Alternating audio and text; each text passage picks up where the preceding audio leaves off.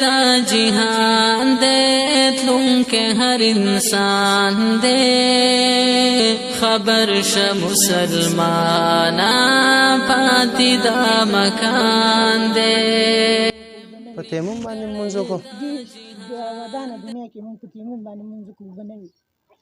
ډېره زیاته مجبوري ده وروره کم وژاړم الله تعالی به خیر کړي له ګاونډیانو او ټولو هغه همسایو څخه مو دا هیله ده چې هېڅکله خپل د ګاونډیانو کرامات له لاسه مه ورکوئ یو ګاونډي پر بل ګاونډي باندې حق لري او د دې حقونه هېڅکله د خپو لاندې مه کوئ نو له تاسو مو هیله ده له دغه ګناه څخه ځان وژغورئ په خپلو ګاونډیانو باندې رحم وکئ څه چې تاسو سره یې له دوی سره شریک کړئ څه چې له ستاسو همکاري کېږي ستاسو د لاسه همکاري کېږي دغه همکاري له خپل ګاونډیانو سره وکئ تاسو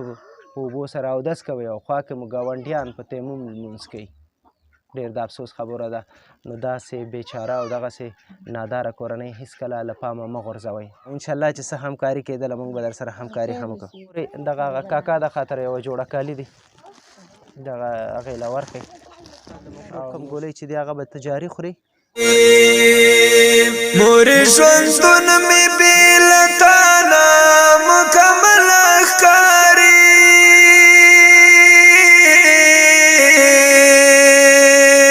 مورې ژوندون مې بې له تا نه مکمله ښکاري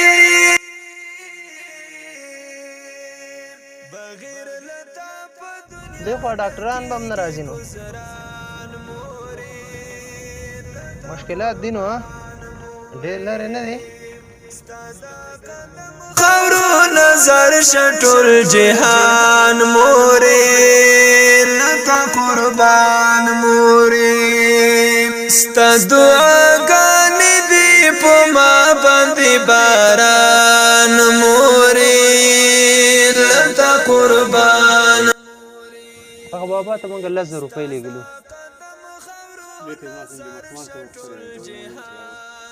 ماشومان ته دوا واغسته پې دې ته استاد په سات باندې خوند راځي چې غوړې زخم غوړې نشي دا خارخ ته به همداسې ژاړي درته بس مجبوري ده خور بیبي هم په عذاب وي ورسره مخامخ ماشوم چې جاړي نو خوب مو پونه کوي داسې توان راکړې خالقه چې پرېږدم دې نه هېڅکله چې آسیا بوبو شوي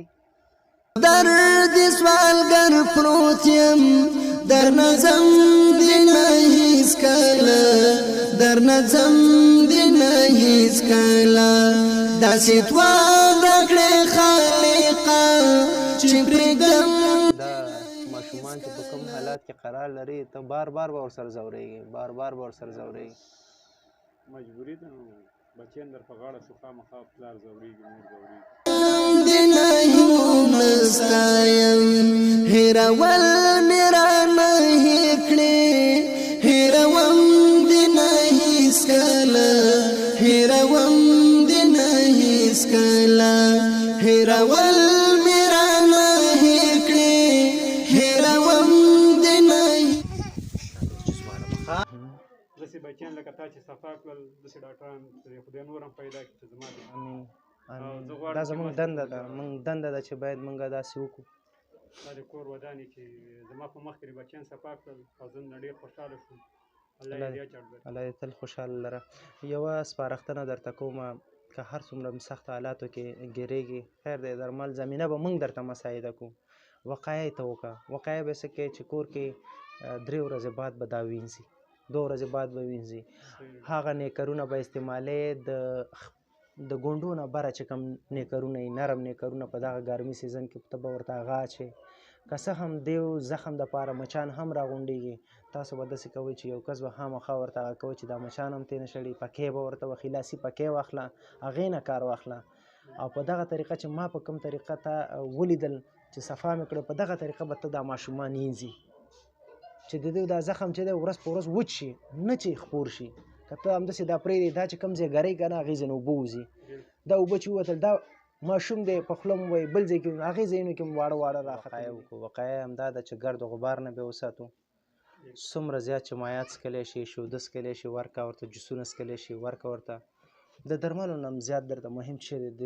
تغذیه کول دي چې په کافي اندازه دې ته مایعات ورسوي. نه بلکل دا پاریز نه لري، هر څه ورکه چې دی خوړلی شي، څه چې غواړي دا ورته ورکه.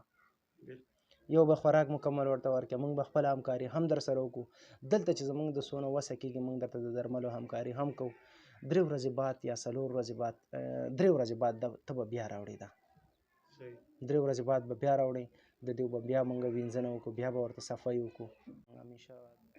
آفرین ناده ښه اوس که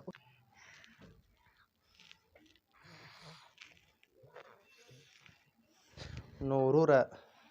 لکه څنګه چې تا ولیدل د دې وقایه څنګه ده، صفایي ورته باید څنګه وکړو او جامې ورته څنګه واچو. هغه جامې چې ته ورته اچه هغه بلکل بندې کړه. دغه نیمه نستوڼي جامې به ورته واچې. صحیح ده؟ نو انشاءالله په راتلونکي کې زه ورته نورې جامې هم اخلم چې په همغه طریقه باید ته سوچه جامې ورته اچوه. کله چې دا منتن کېږي دا اینځې نو اتوکې وې، بې اتوی مه پرېږده. ساحل خانه کور ته ځي راځه چې ځو.